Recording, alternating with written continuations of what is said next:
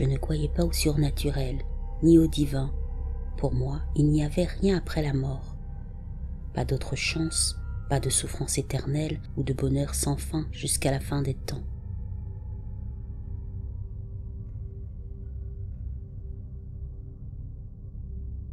Une fois que le slogan « Game Over » flottait devant vos yeux, vous étiez hors jeu pour de bon. Mais un jour, ma vision de la vie a changé lorsque j'ai failli mourir au cours d'un voyage en mer. J'ai vécu une expérience de mort imminente à la suite d'une lésion cérébrale anoxique. Cette EMI n'était pas vraiment agréable. Ce n'est pas comme si j'étais une personne excessivement pessimiste ou autre. Je ne sais pas vraiment pourquoi j'ai vu ces choses. Je ne viens pas d'une famille religieuse craignant l'enfer. Le concept d'un lieu rempli à ras-bord de feu et de souffrance n'occupait pas vraiment de place dans mon esprit.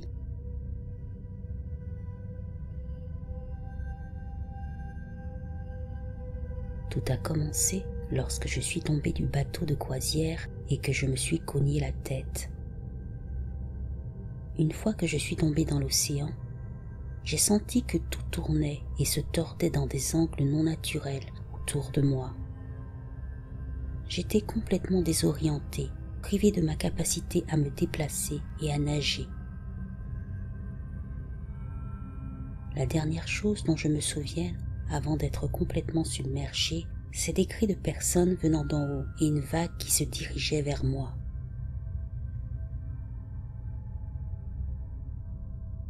Je me sentais de plus en plus étourdi. Je me suis laissé couler comme une pierre. J'étais étrangement calme à ce moment-là. Je crois que je savais que j'étais fichu.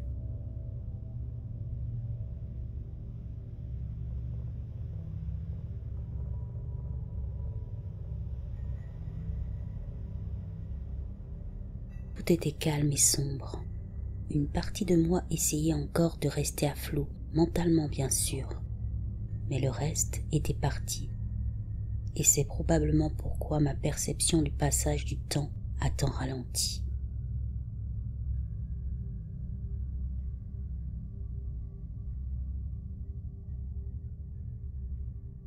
Alors que je coulais vers le fond de l'océan, j'ai lentement commencé à avoir une sensation de chaleur. J'ai essayé d'ouvrir les yeux, mais je n'y arrivais pas.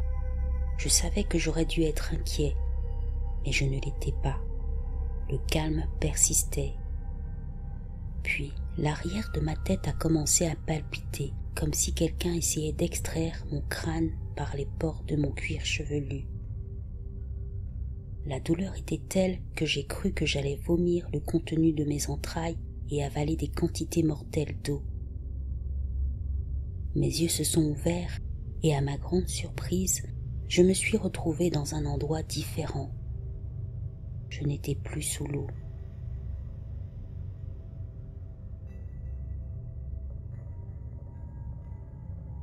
Je flottais au-dessus d'un lieu étrange, criblé d'arbres qui semblaient être faits d'os évidés.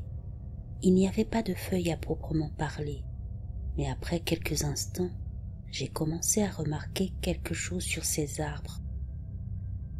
Il y avait des cadavres nus attachés à leurs branches, et tous se balançaient au gré du vent.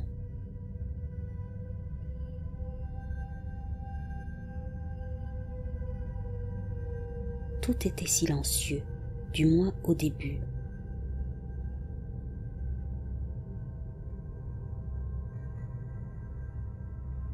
Soudain, j'ai vu une créature voler près de moi, une créature laide et contre nature, une bête qui avait l'apparence d'une gigantesque chauve-souris mutante, sans poils et dont le visage ressemblait étrangement à celui d'un humain.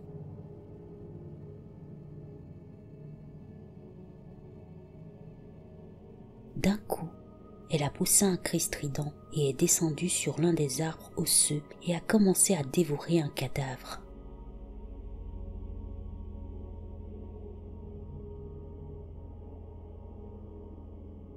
Il s'est rapidement avéré que ce n'était pas un cadavre, mais une chose humaine ou humanoïde plutôt vivante. Je n'oublierai probablement jamais ces cris lorsque la bête a déchiré son corps. Les cris ont rempli mes oreilles et il est vite devenu évident que cet événement était assez commun dans ce lieu. J'en étais juste inconscient jusqu'à ce moment-là.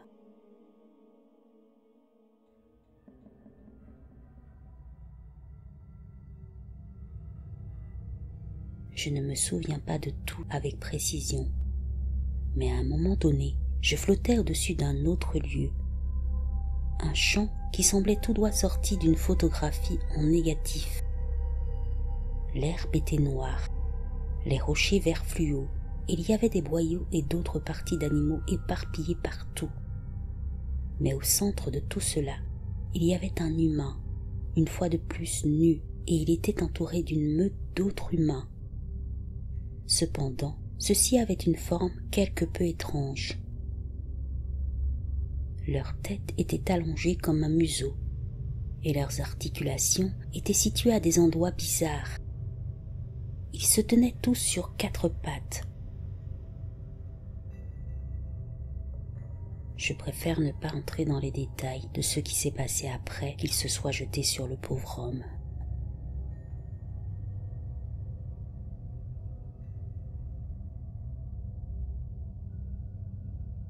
Je regardais simplement cette atrocité se dérouler devant mes yeux, et cela a duré un moment jusqu'à ce que le sol commence à trembler. Et là, il y avait une sorte de créature monstrueuse, comme un cyclope couvert de tumeurs cancéreuses. En le voyant, tous ont essayé de se disperser, mais il était trop rapide pour eux. Il les a attrapés et les a réduits en un tas de sang et de masse noire dans la paume de sa main, puis a fourré les restes gluants dans sa bouche, en produisant des bruits dégoûtants de craquements et de déglutition pendant qu'il mâchait. Ce spectacle qui se déroulait devant moi était ahurissant. Pourtant, bizarrement, je ne ressentais pas plus de peur que ça, et j'ai continué à flotter au-dessus du champ.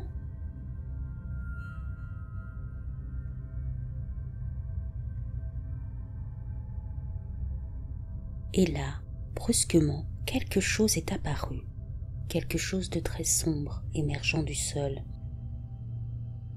Pour la première fois, j'ai ressenti de la peur. C'était une ombre massive. La chose a hurlé comme une sirène. Et ce qui m'a effrayé le plus, c'est quand elle a commencé à regarder dans ma direction. À ce moment-là, j'ai senti un frisson parcourir mon corps, d'autant plus que j'approchais de la fin de mon voyage lorsque cela s'est produit et que j'ai vu ce qui m'attendait à son terme.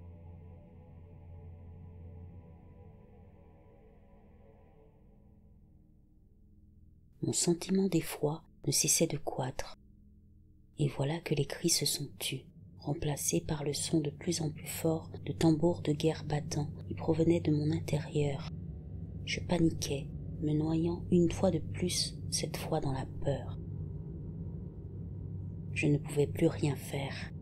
J'étais coincé, obligé de subir tout ce que cette chose voulait me faire. La masse noire semblait devenir de plus en plus grande à chaque instant. Je savais ce qui allait arriver. Cette chose allait m'avaler.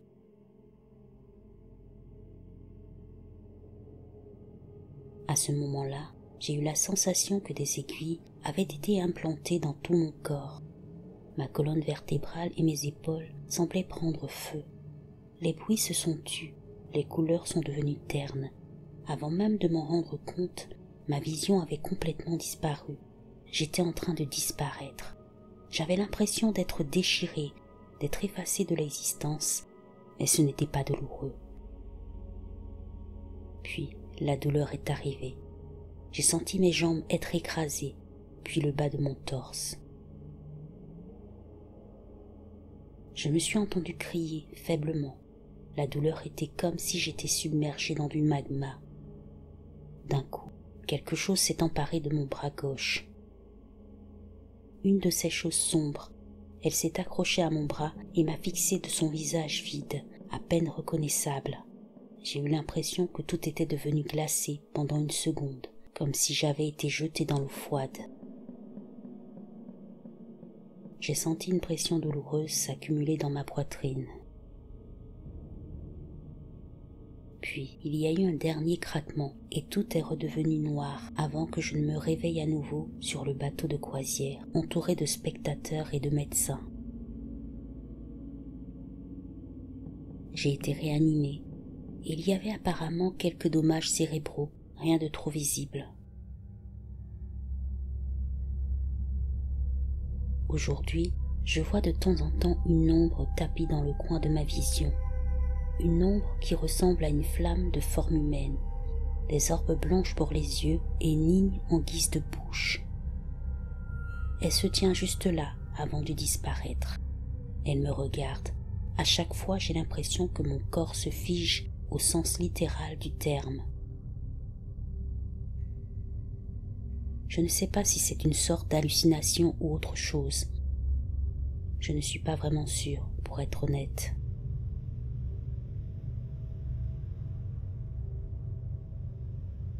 Ma vie a continué comme d'habitude, après toutes les visites à l'hôpital et les traitements.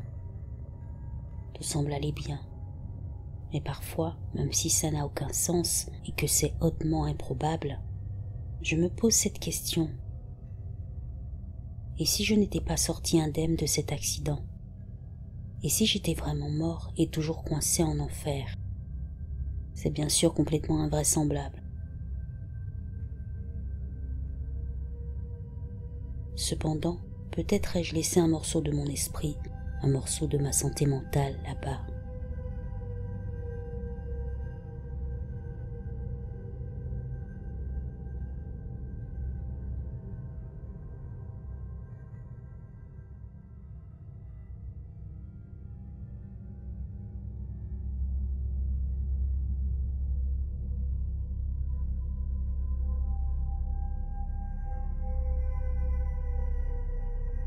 Je devais avoir 6 ou 7 ans. Je passais devant le salon. Mes parents regardaient un western à la télévision. Dans ce film, il y avait un homme qui était sur le point d'être pendu. La musique du film et l'ambiance a rendu cette scène épouvantable.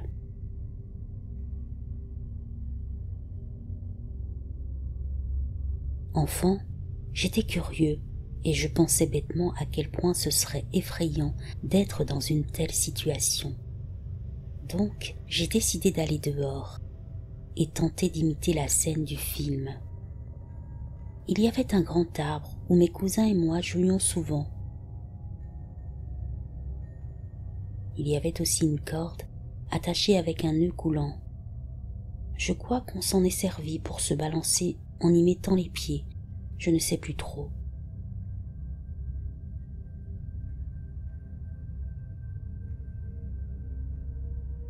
J'ai trouvé un seau de peinture, je l'ai mis à côté de l'arbre et j'ai balancé la corde vers une branche plus haute. À ce stade, la curiosité avait pris le dessus sur moi et je voulais ressentir la terreur que provoquerait le fait d'avoir une corde autour du cou et d'être proche de la mort. Je ne voulais pas mourir, bien sûr. Je voulais juste connaître cette sensation, puis j'arrêterais.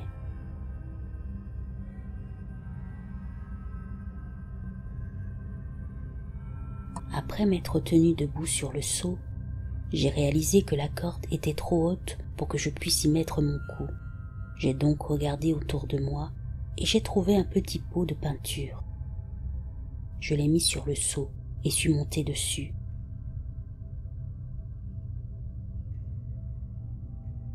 C'était juste assez haut pour que je puisse mettre mon cou à l'intérieur du nœud.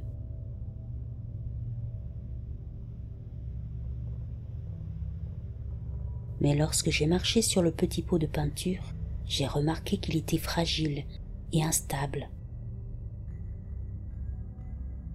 Il y a eu un moment où j'ai voulu me rétracter, pensant que c'était peut-être trop dangereux. Mais je me suis dit que je pouvais rapidement rentrer et sortir mon cou, avant que quoi que ce soit ne se produise, et que tout irait bien. Alors je l'ai fait. J'ai mis la corde autour de mon cou. Et finalement j'ai vite été déçu. Il n'y avait aucun sentiment de terreur ou de peur.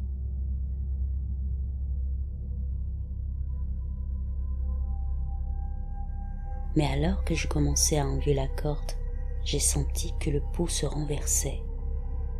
Je n'avais pas le temps de réfléchir.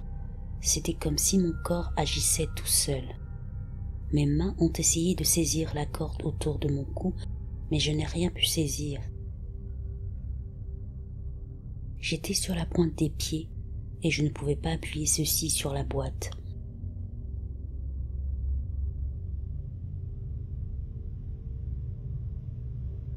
Après quelques secondes, j'ai réalisé que j'allais peut-être mourir.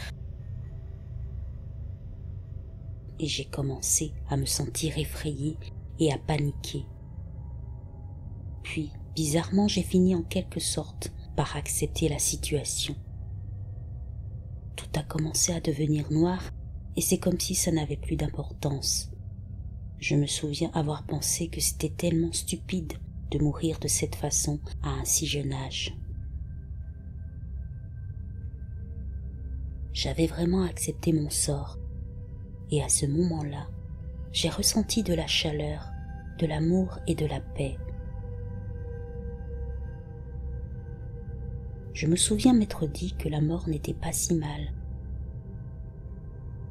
Je n'avais pas de crainte, ni de douleur, ou quoi que ce soit.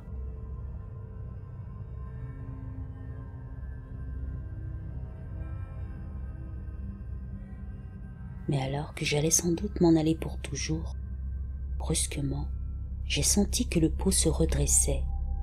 C'était comme si une force invisible la faisait changer de position instantanément et fermement. Donc sans attendre plus longtemps, j'ai enlevé le nœud coulant et je suis descendue.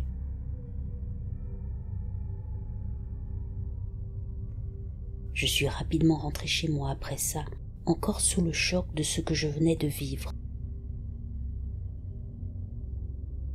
Je n'ai raconté cet événement à personne pendant environ 15 ans.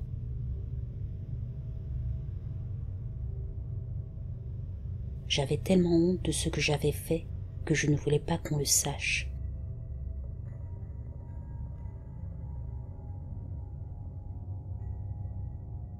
Quand j'étais enfant, je me souviens que mes parents disaient que chacun avait son propre ange gardien.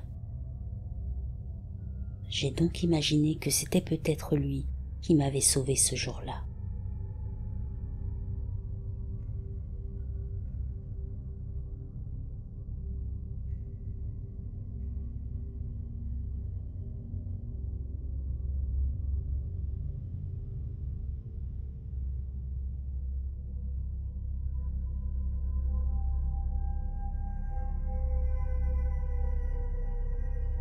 Il y a environ 2 ou 3 ans, j'ai eu une EMI. J'ai une maladie chronique et cet événement a eu lieu pendant une période très active de la maladie, avec des crises quotidiennes.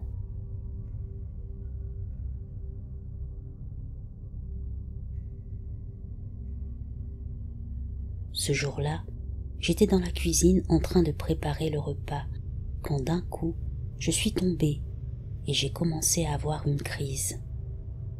Mon mari qui était présent me tenait dans ses bras. Et là, derrière lui, j'ai vu cette lumière aveuglante.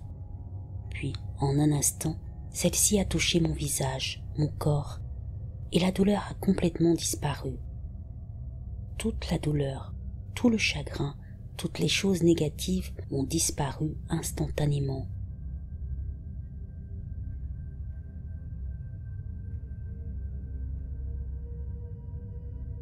Je ne m'étais pas sentie comme ça depuis plus d'1 an.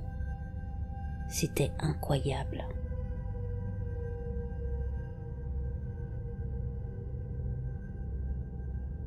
Mais alors que cette lumière traversait tout mon être, c'est là que je les ai vus.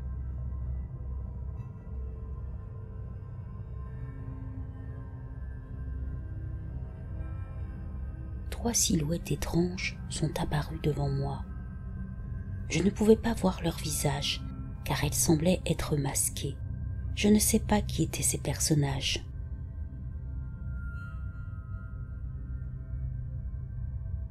Très vite, ces êtres se sont adressés à moi.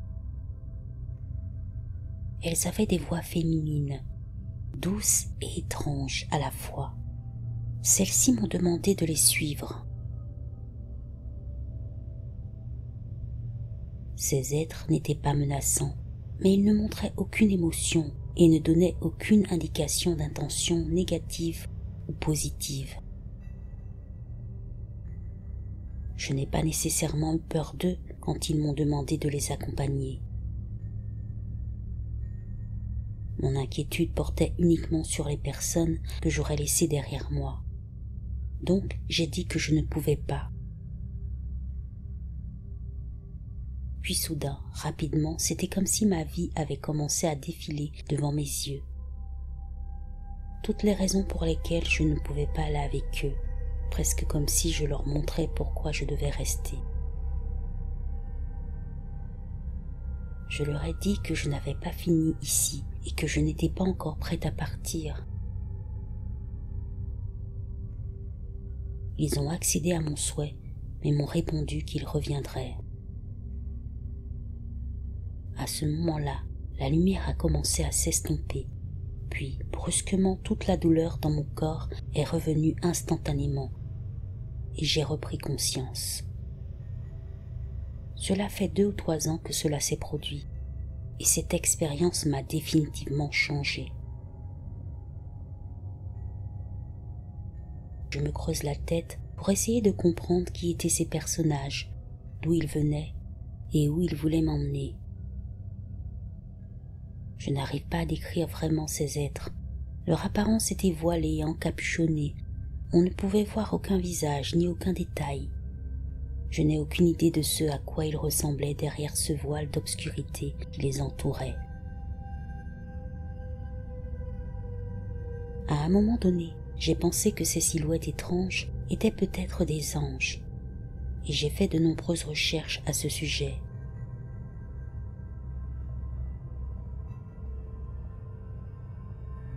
J'ai envisagé cette perspective, mais je suis accroché au fait que ces personnages étaient enveloppés de ténèbres. Je ne leur faisais pas entièrement confiance, car leurs intentions ne semblaient pas claires.